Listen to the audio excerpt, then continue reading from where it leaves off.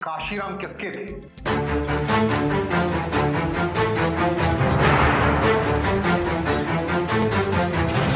नमस्कार, मैं हूं आपका दोस्त आलोक कुमार।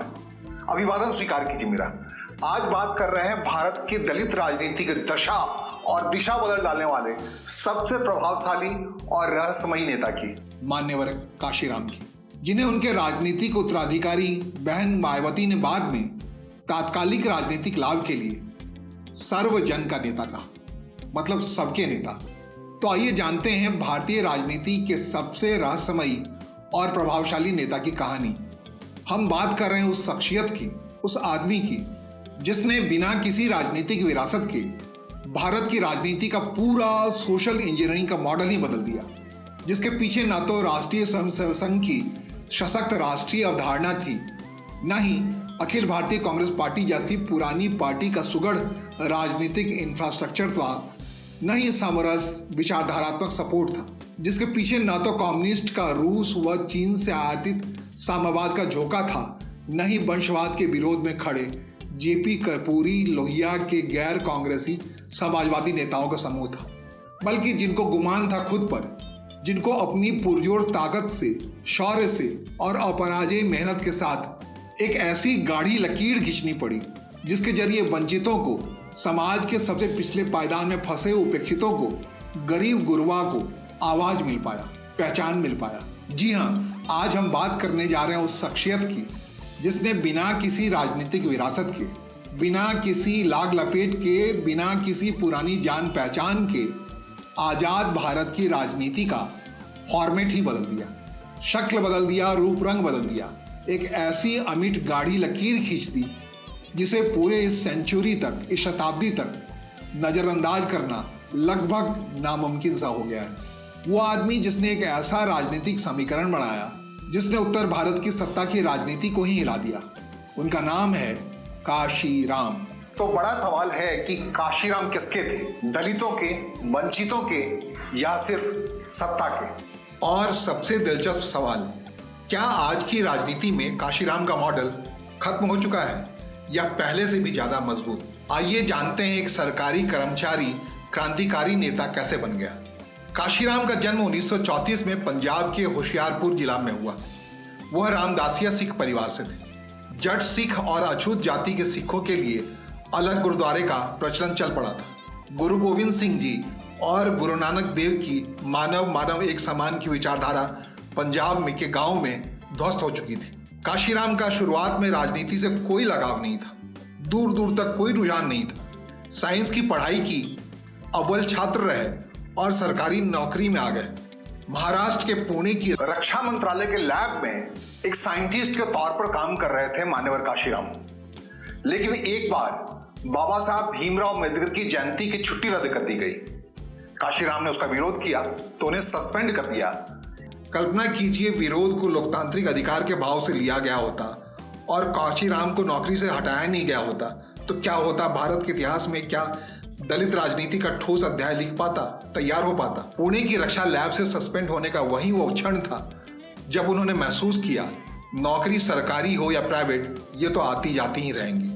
अन्याय सहकर मौन रहना यह महादुष्कर्म है, क्योंकि सिस्टम दलितों को बराबरी का हक नहीं देना चाहता। झट उन्होंने फैसला लिया, अब नौकरी नहीं, रण होगा, संघर्ष महाभीषण होगा। धूप की तपिश में जलेंगे, बरसात के झंझावातों में भीगेंगे, झेलेंगे, ठंड की ठठराहट को सह लेंगे, लेकिन आंदोलन करेंगे, सशक्त आंदोलन, और जमीन तैयार करेंगे, मिशन पर चलेंगे ताकि वंचितों को, दलितों को उनका आवाज मिल पाए। वर्ष 1978 बामसेफ नाम के संगठन को जन्म देते हैं मान्यवर काशीराम, और ये उनकी राजनीति की पहली प्रयोगशाला साबित होती है। काशीराम ने एक संगठन बनाया, बामसेफ, BAMCEF। यह सरकारी कर्मचारियों का संगठन था। कम्युनिस्टों के C2, कांग्रेस के इंटक, समाजवादियों के हिंद मजदूर सभा और RSS के भारतीय मजदूर संघ के तर्ज पर, या यूं कहें उससे अलग, यह था बहुजन राजनीति चेतना का नेटवर्क। काशीराम का फार्मूला बहुत अलग था। उन्होंने कहा, सरकारी नौकरी में जो दलित पिछड़े आरक्षण का लाभ लेकर पहुंचे हैं, उन्हें समाज के लिए काम करना चाहिए। दलित कर्मचारियों को जगाने के लिए उन्होंने समाज के लिए जीने की चेतना भरने के लिए हजारों मीटिंगें की। दलित सरकारी कर्मचारियों को जगाने के लिए, उनमें संवेदना जगाने के लिए, चेतना भरने के लिए काशीराम ने हजारों मीटिंगें की। रात रात भर ट्रेन की यात्रा करते, साइकिल चलाते हजारों किलोमीटर तक चले और धीरे धीरे मजबूत कैडर तैयार हो गया। उससे पहले कैडर तैयार करने में कम्युनिस्ट पार्टी और संघ विचारधारा के लोग ही खुद को पारंगत समझते थे। बामसिफ तैयार हो गया, बात चल पड़ी। तो वर्ष आता है 1981। दलित शोषित समाज संघर्ष समिति का गठन करते काशीराम, जिसे कहा जाता है D4। ये दूसरा सबसे बड़ा संगठन था जो काशीराम को दलित राजनीति में उतारने के लिए, उन्हें सफल बनाने के लिए साकार हो रहा था। इसका नारा दिया गया, ठाकुर ब्राह्मण बनिया छोड़, बाकी सब हैं DS4। यानी सिर्फ राजनीतिक नारा ही नहीं दिया, यह सिर्फ राजनीतिक नारा ही नहीं था, यह एक सोशल इंजीनियरिंग का प्रयोग था। काशीराम ही वो शख्सियत हैं जिन्होंने पहली बार भारत में असली बहुजन, दलित, पिछड़े, अल्पसंख्यकों की मेल में अगर ये एकजुट हो जाएं तो सत्ता बदल जाती है। यही वह सोच थी जिसे उन्होंने नाम दिया बहुजन राजनीति, बहुजन समाज पार्टी, सत्ता की सीढ़ी। DS4 के नाम से चला यह सफर 3 साल के अंदर एक राजनीतिक आंदोलन तब्दील हो गया और 1984 में काशीराम ने बहुजन समाज पार्टी के नाम से एक राजनीतिक दल का गठन कर लिया। यही वो वर्ष था जिसके 31 अक्टूबर को देश की प्रधानमंत्री इंदिरा गांधी को सुरक्षा गारद में तैनात आतंकवादियों ने गोलियों से भूनकर नृशंस हत्या कर दी थी। कहा गया, जब रक्षक ही भक्षक बन जाए तो भला उसे कौन बचा सकता है। हाँ, तो बहुजन समाज पार्टी के नाम से भारत की राजनीति में सबसे अनोखा प्रयोग हुआ, नया अध्याय लिखा गया। शुरुआत में BSP का मजाक उड़ाया गया। चुनावी पंडितों ने कहा यह पार्टी कभी सत्ता में नहीं आएगी। लेकिन काशीराम का लक्ष्य सिर्फ चुनाव जीतना नहीं था, लक्ष्य था नई राजनीतिक चेतना को जगाना। उन्होंने कहा था, पहले वोट बढ़ाओ फिर सीटें आएंगी, और वही हुआ। 1990 के दशक तक BSP देश के सबसे बड़े प्रदेश उत्तर प्रदेश की सबसे बड़ी ताकत बन चुकी थी। दिल्ली के MCD स्कूल में सरकारी शिक्षक की नौकरी करने वाली मायावती मान्यवर काशीराम के राजनीति की सबसे बड़ी खोज साबित हुई। गाजियाबाद के बादलपुर गांव की रहने वाली और दिल्ली के पहाड़गंज की दलित बस्ती के पास रहने वाली मायावती सरकारी टीचर थी, सरकारी स्कूल की टीचर थी, MCD स्कूल की टीचर थी और UPSC पास कर IAS बनना चाहती थी, कलेक्टर बनना चाहती थी। एक सभा में मायावती का भाषण सुनकर काशीराम ने कहा, तुम IAS क्यों बनना चाहती हो?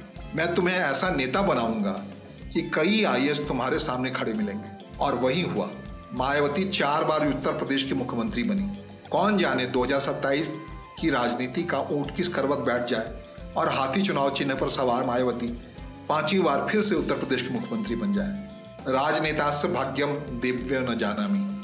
जून 1995 में मायावती पहली बार मुख्यमंत्री बनी।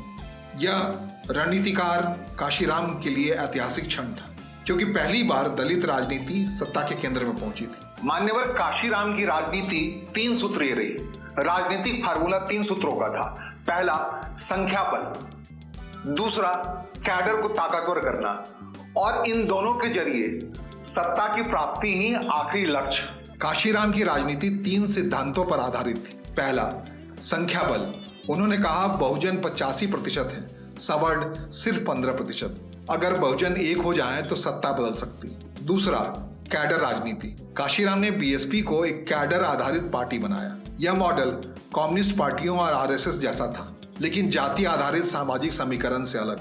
तीसरा, सत्ता ही अंतिम लक्ष्य। काशीराम ने साफ कहा था, सत्ता की चाबी दिल्ली और लखनऊ में है। इसलिए उन्होंने आंदोलन को चुनाव से जोड़ा। हार जीत का परवाह किए बिना खुद चुनाव मैदान में उतरे और लड़े। काशीराम के राजनीतिक आलोचक कहते हैं, उन्होंने समाज को जातियों में विखंडित कर दिया, बांट दिया बुरी तरह से। लेकिन समर्थकों की राय बिल्कुल अलग है। उन्होंने भारतीय समाज की सिर्फ वह सच्चाई सामने लाई, उजागर की, जो पहले से मौजूद थी। असल सवाल यह है, क्या काशीराम की राजनीति सामाजिक न्याय है या पहचान की राजनीति? यह बहस आज भी जारी है। भारतीय राजनीति में काशीराम की मौजूदगी को इस बात से महसूस किया जा सकता है कि उनके जाने के 20 साल के बाद भी कांग्रेस हो या BJP या समाजवादी पार्टी चुनाव के वक्त उम्मीदवारों की घोषणा करते हुए साफ तौर पर उम्मीदवारों की जाति का नाम उनके साथ उल्लेख किया जाता है, उकेरा जाता है। फला ब्राह्मण, फला जाटव, फला जाट या उनकी जाति उसके सामने लिखी होती है। बीजेपी का सामाजिक विस्तार हो, क्षेत्रीय पार्टियों का जातीय गठबंधन या विपक्ष का संख्यात्मक गठजोड़, सब जगह काशीराम का सोशल इंजीनियरिंग का तड़का नजर आता है, महसूस किया जाता है। यानी काशीराम का राजनीतिक फार्मूला आज भी जिंदा है, शायद इस पूरे शताब्दी भर जिंदा रहेगा। सवाल है कि काशीराम का राजनीतिक फार्मूला अगर आज भी जिंदा है तो काशीराम के जाने के बाद बीएसपी क्यों कमजोर हो गई? आज से 20 साल पहले 2006 में लंबी बीमारी के बाद दिल्ली के बत्रा अस्पताल में काशीराम का निधन हो गया। तब से बीएसपी का विस्तार रुक गया। एक तो पंजाब से काशीराम के परिवार के लोग उनकी बीमारी और निधन को लेकर तरह तरह की भ्रांतियां फैलाते रहे। उनकी तीमारदारी कर रही बहन मायावती पर तमाम तरह के आरोप लगाए गए। सवालों के घेरे में फंसती मायावती ने भरपूर कोशिश की कि बीएसपी को बचाया जाए और काशीराम के प्रति उनकी श्रद्धा को ठीक से उकेरा जाए। बड़ी मुश्किल से काशीराम की राजनीतिक उत्तराधिकारी मायावती इन आरोपों का सामना कर पाई। बहरहाल बीएसपी के कमजोर होने के 3 कारण बताए जाते हैं। पहला, पार्टी का कैडर कमजोर हो गया। दूसरा, नई पीढ़ी की राजनीति बदल गई। तीसरा, दूसरे पार्टियों ने बहुजन वोट बैंक में सेंध लगाई। कई बहुजन समाजवादी पार्टी के नेता अपने राजनीतिक भविष्य की तलाश में बीएसपी छोड़ करके भारतीय जनता पार्टी और कांग्रेस की ओर रुख कर गए, कई समाजवादी पार्टी में चले गए। खासकर बीजेपी ने जब से प्रधानमंत्री नरेंद्र मोदी का दौर आया है तब से पहली बार केंद्र में ये नजर आया है कि पिछड़े वर्ग से या आदिवासी समूह से कोई प्रधानमंत्री बन सकता है, कोई राष्ट्रपति बन सकता है। ये बात बीएसपी की उस धार को, दलित राजनीति के अवलंब धार को कमजोर करती रही, लगातार कमजोर कर रही है। भारतीय राजनीति में सशक्त हस्ताक्षर करने वाले काशीराम को लेकर के सबसे बड़ा सवाल है कि काशीराम आखिर किसके थे?